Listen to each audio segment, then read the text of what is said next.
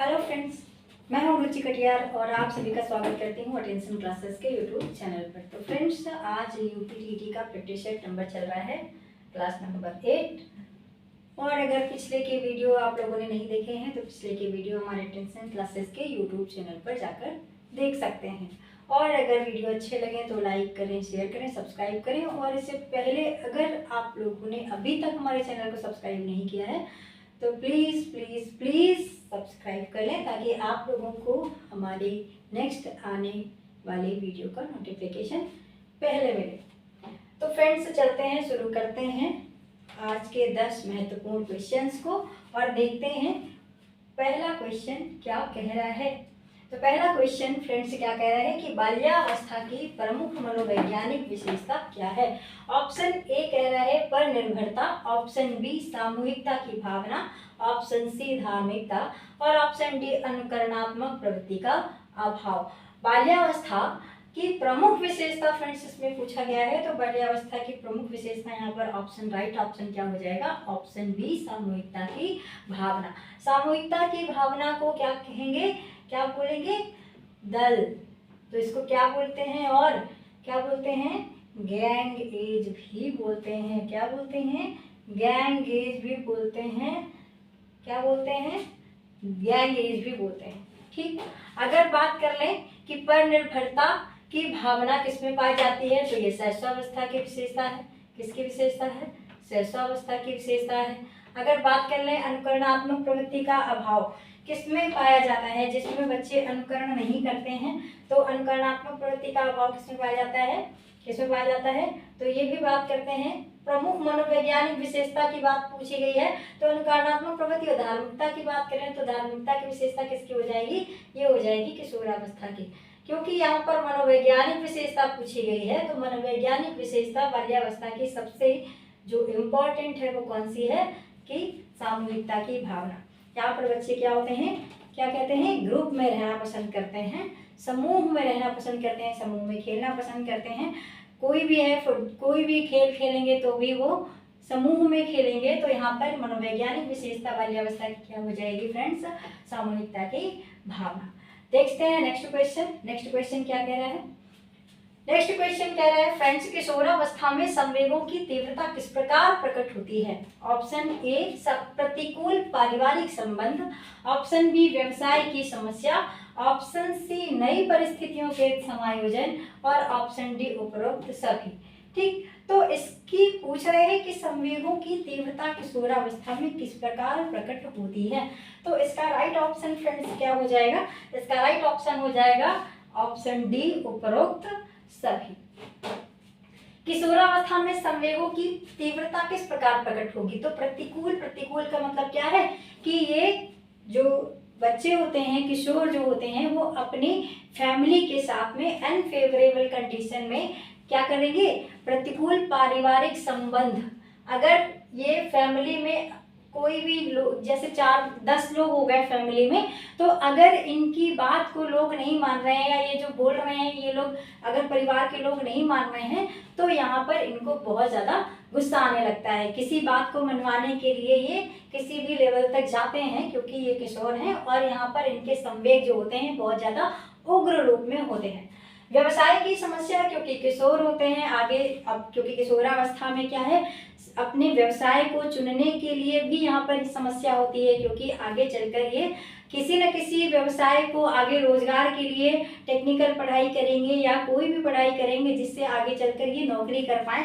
तो इनको व्यवसाय को चुनने संबंधी भी क्या होती है, समस्या होती है, प्रॉब्लम होती है। ठीक, नेक्स्ट बात करें नई परिस्थितियों के साथ समायोजन करने में भी, कहीं पर भी नई सिचुएशन आ गई, मान लीजिए कहीं पर अगर किसी भी जगह पर दूसरी शहर में जाने के लिए या दूसरी किसी क्लास को ज्वाइन करने के लिए, यहाँ पर जब इनके साथ कोई नई सिचुएशन आती है तो ये जल्दी से वहाँ पर एडजस्ट नहीं कर पाते हैं। तो इसका सही जवाब हो गया है ऑप्शन डी उपरोक्त सभी। फ्रेंड्स, नेक्स्ट पढ़ते हैं क्वेश्चन नंबर 3 और देखते हैं नेक्स्ट क्वेश्चन नंबर 3 क्या कह रहा है। क्वेश्चन नंबर 3 कह रहा है कि 140 से अधिक बुद्धि लब्धि वाले बच्चों को किस श्रेणी में रखा गया है।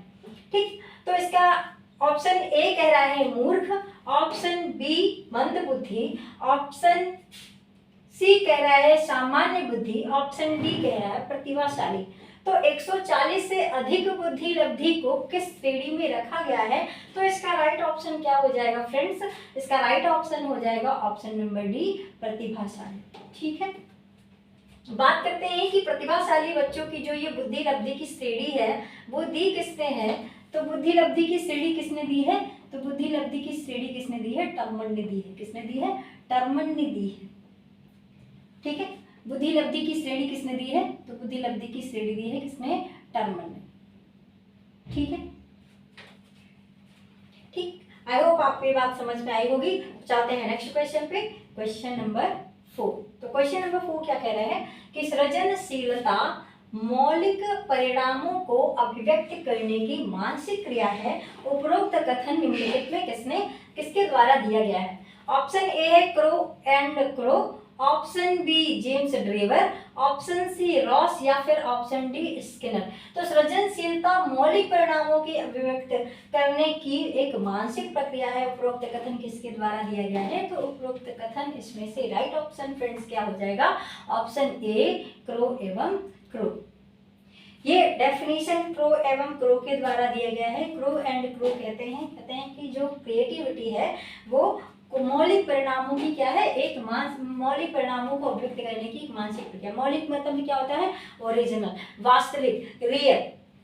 ठीक, तो ऐसे एक्सप्रेशन जो रियल हो, कोई ऐसे विचार जो रियल हो, जो किसी दूसरे व्यक्ति के विचारों की कॉपी ना हो, ऐसे विचार जो किसी व्यक्ति के द्वारा स्वतः ही उसके एकदम क्रिएटिव हो, वो उसके द्वारा स्वयं से बनाए हुए हो, वो मौलिक परिणामों की क्या है? एक अभिव्यक्ति है, एक मानसिक प्रक्रिया है। ये बात की किसने?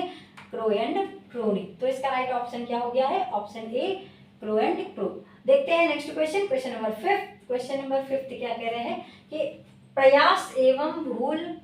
प्रयास एवं भूल सिद्धांत के प्रतिपादक हैं। Option A Thorndike, option B McDougall, option C Kohler और ऑप्शन डी पावला। तो फ्रेंड्स आपको बताना है कि प्रयास एवं भूल का सिद्धांत किसने दिया? तो इसका राइट ऑप्शन क्या हो गया फ्रेंड्स? इसका राइट ऑप्शन हो जाएगा कौन सा? Option number A Thorndike. Friends ये जितनी बार हम IIIMP लगा सकते हैं लगाएं, जितनी बार लगा सकते हैं, क्योंकि ये कम से कम नहीं तो जितने बार यूपीटीटी का एग्जाम हुआ है, जितनी बार यूपीटीटी की परीक्षा हुई है, हर बार ये एग्जाम में क्वेश्चन आया हुआ है। ऐसे नहीं तो किसी भी तरीके से थॉर्नडाइक का सिद्धांत जरूर पूछा जाता है कि थॉर्नडाइक के सिद्धांत का नाम क्या है, या कि इस सिद्धांत को किसने दिया है, इस सिद्धांत का अन्य नाम क्या है, इस थॉर्नडाइक ने किस पर प्रयोग किया। तो देख लेते हैं कि प्रयास एवं भूल के सिद्धांत के अन्य नाम क्या हैं। तो प्रयास एवं भूल के सिद्धांत के अन्य नाम क्या हैं? तो प्रयास एवं त्रुटि के सिद्धांत को और क्या कहते हैं? तो इंग्लिश में इसको क्या बोलते हैं? इसके इंग्लिश में क्या बोलते हैं? Trial error theory. क्या बोलते हैं? Trial and error theory.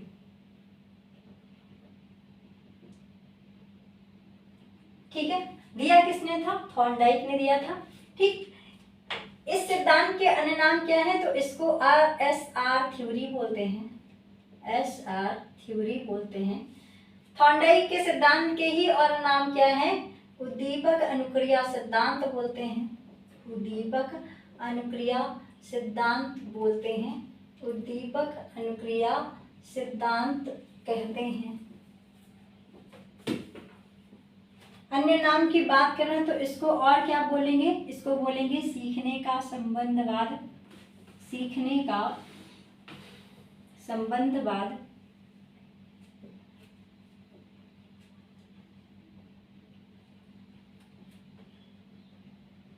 सीखने का संबंधवाद।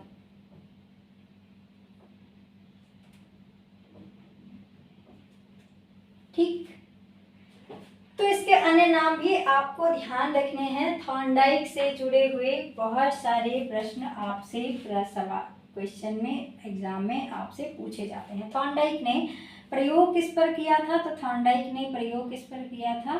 तो प्रयोग किस पर किया था? ये किया था किस पर? बिल्ली पर। किस पर प्रयोग किया था? बिल्ली पर प्रयोग किया था थॉर्नडाइक ने। तो इतनी बातें आपको थॉर्नडाइक से जुड़ी हुई याद रखनी है। चलते हैं नेक्स्ट क्वेश्चन पे, क्वेश्चन नंबर 6, और देखते हैं क्वेश्चन नंबर 6 क्या कह रहा है। और क्वेश्चन नंबर 6 कह रहा है कि सीखने के पठार के निराकरण के लिए क्या नहीं करना चाहिए। तो ऑप्शन ए कह रहा है कि सीखने वाले को प्रेरित और प्रोत्साहित करना चाहिए, प्रेरित और प्रोत्साहित करना चाहिए। ऑप्शन बी, सीखने की अच्छी विधि का प्रयोग करना चाहिए। ऑप्शन सी, उसे दंडित करना चाहिए। या ऑप्शन डी, इनके कारणों का अध्ययन करना चाहिए। तो पूछा गया है कि सीखने के पठार के निराकरण के लिए क्या नहीं करना चाहिए। तो क्या नहीं करना चाहिए, इसका मतलब क्या हुआ कि एक चीज है जो नेगेटिव है और बाकी 3 ऑप्शन क्या होंगे? पॉजिटिव होंगे। तो हमें क्या ढूंढना है? हमें ढूंढने हैं कि कितने पॉजिटिव हैं। तो क्या करना चाहिए, पहले ये देख लें। तो क्या करना चाहिए? सीखने वाले को क्या करना चाहिए? प्रेरित करना चाहिए। सीखने की अच्छी विधि का प्रयोग करना चाहिए, बिल्कुल करना चाहिए, ठीक। उसे दंडित करना चाहिए, ये गलत है।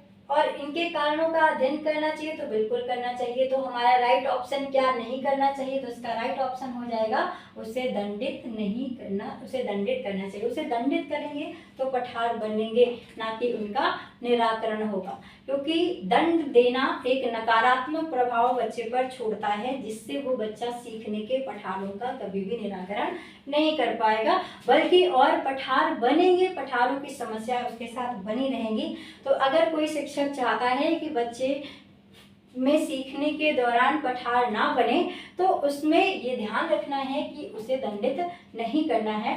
उसे क्या करना चाहिए? जो पठार ना बने तो प्रेरित करें, प्रोत्साहित करें, ठीक है। उसे अच्छी शिक्षण विधि से पढ़ाएं ताकि उसके पठारों का क्या हो सके? निराकरण हो सके। और अगर पठार बन रहे हैं तो उसके कारण ढूंढें कि क्यों बन रहे हैं और उसका समाधान करें। तो इसका राइट ऑप्शन हो गया ऑप्शन नंबर सी, उसे दंडित करना चाहिए। चलते हैं नेक्स्ट क्वेश्चन पे, क्वेश्चन नंबर 7, और देखते हैं क्वेश्चन नंबर 7 क्या कह रहा है। क्वेश्चन नंबर 7 कह रहा है कि जिस वक्र रेखा में प्रारंभ में सीखने की गति तीव्र होती है और बाद में ये क्रमशः मंद होती जाती है, उसे ऑप्शन ए उन्नतोदर वक्र, ऑप्शन बी नतोदर वक्र, ऑप्शन सी मिश्रित रेखा वक्र, और ऑप्शन डी वक्र रेखा नहीं होती है।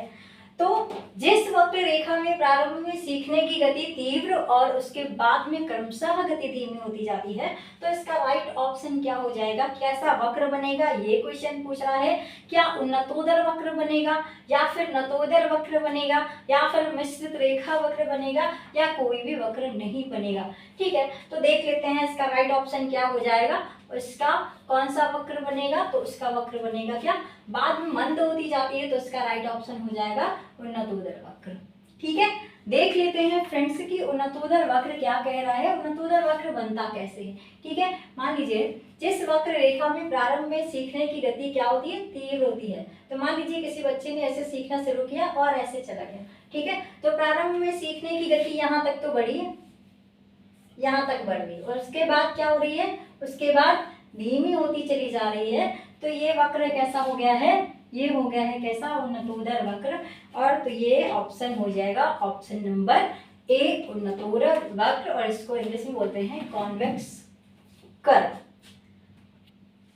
चलते हैं नेक्स्ट क्वेश्चन पे, क्वेश्चन नंबर 8। क्वेश्चन नंबर 8 क्या कह रहे हैं कि वैयक्तिक विभिन्नता का क्या अर्थ है। ऑप्शन ए, दो व्यक्तियों में शारीरिक भिन्नता होना। ऑप्शन बी, कोई दो व्यक्तियों में शारीरिक मानसिक योग्यता और संवेगात्मक दशा में समान एक जैसे नहीं होते।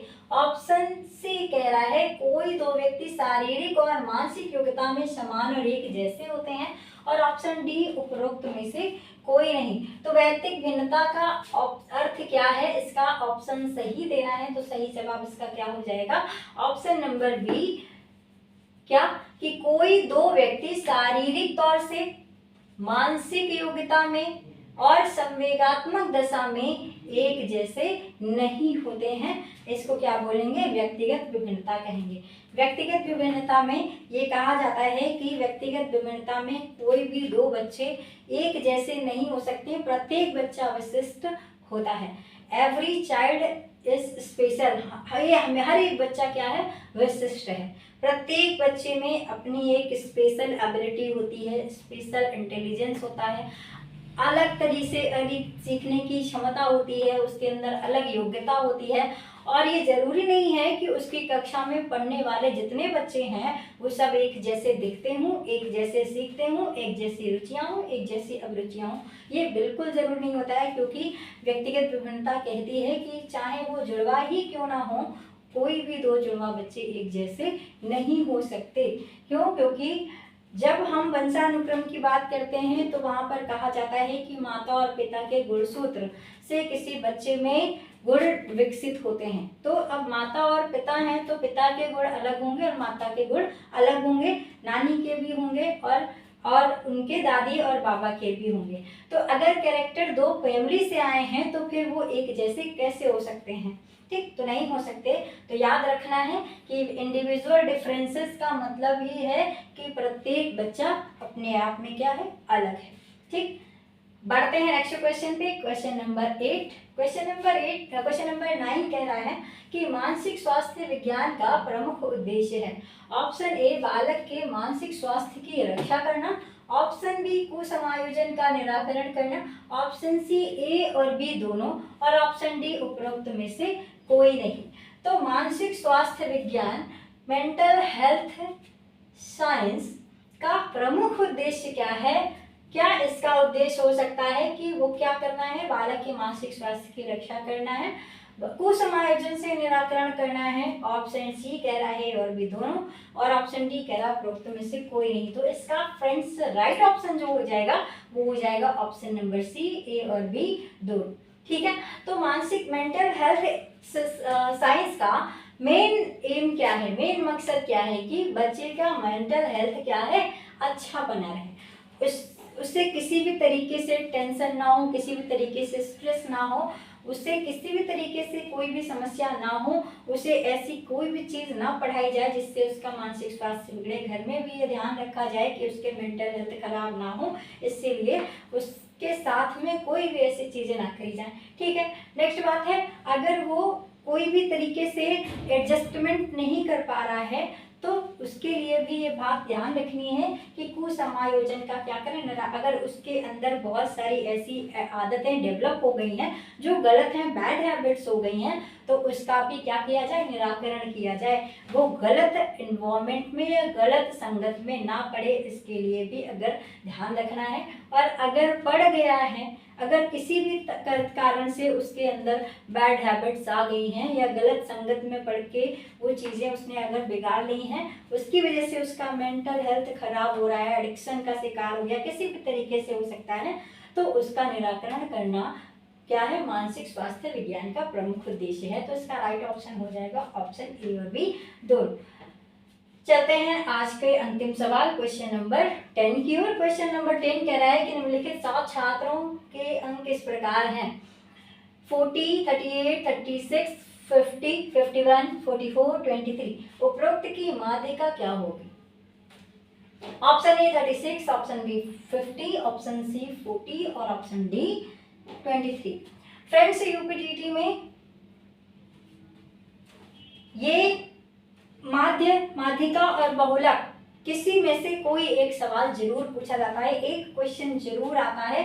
तो इसको निकालना कैसा है, निकालने के लिए पहला स्टेप क्या होता है माध्यिका निकालने के लिए, कि जितने भी ये पद दिए हुए हैं, कितने दिए हैं, 7 पद दिए हैं, कितने 7 पद दिए हैं। तो पहले हम इनको क्या लिखें, क्रम में लगा लें। कैसे लगा लें, सही क्रम में लगा लें, सही क्रम में लगा लें। सही क्रम में कैसे लगाएंगे, तो इसको क्या करेंगे, घटते से बढ़ते की ओर लगाएंगे, असेंडिंग ऑर्डर में लगा लें, असेंडिंग ऑर्डर में लगा लें। तो असेंडिंग ऑर्डर में लगाने के लिए क्या करेंगे, सबसे पहले क्या लिखेंगे, 23 लिखेंगे, फिर क्या लिखेंगे, 23 के बाद क्या है, 36 है, 36 लिख लेंगे, फिर क्या लिखेंगे, 38 लिखेंगे, 38 के बाद क्या है, 38 के बाद क्या है, 40 है, 40 के बाद क्या है, 40 के बाद क्या है, 41 है, 51 है, 51 के बाद क्या है, सॉरी 40 के बाद, 40 के बाद क्या है, 40 के बाद है 50, 50 के बाद क्या है, 51 है, और 51 के बाद है 44। ठीक है, तो 1 2 3 4 5 6 7 पद हो गए। अब देखते हैं कि इसका कैसे निकालेंगे। तो फॉर्मूला होता है क्या, n + 1/2। ठीक है, n का मतलब क्या है कि पदों की संख्या कितने हैं, पदों की संख्या।